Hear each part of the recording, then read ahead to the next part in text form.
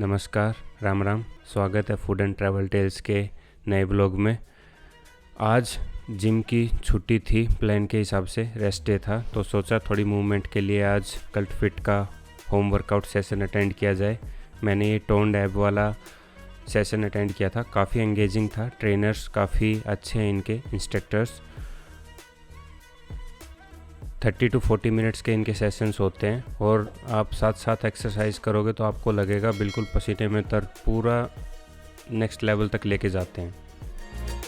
आज working day था तो खाने वाले आइटम की वीडियो बनाने का टाइम लगा नहीं, तो सिर्फ वर्कआउट ही कवर करेंगे आज के व्लॉग में।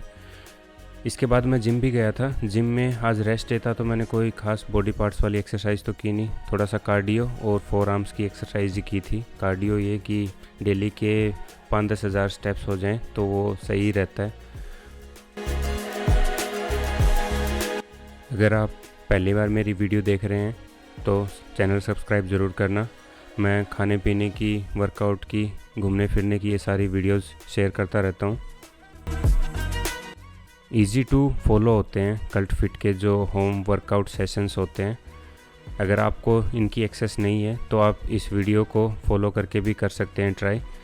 हर एक्सरसाइज के 2-2, 3-3 रेपिटेशंस होंगे, वो आप अपनी कैपेसिटी के हिसाब से कर सकते हैं। 30 to 40 मिनट्स का ये वर्कआउट रहता है। अब देखिए आगे का वीडियो।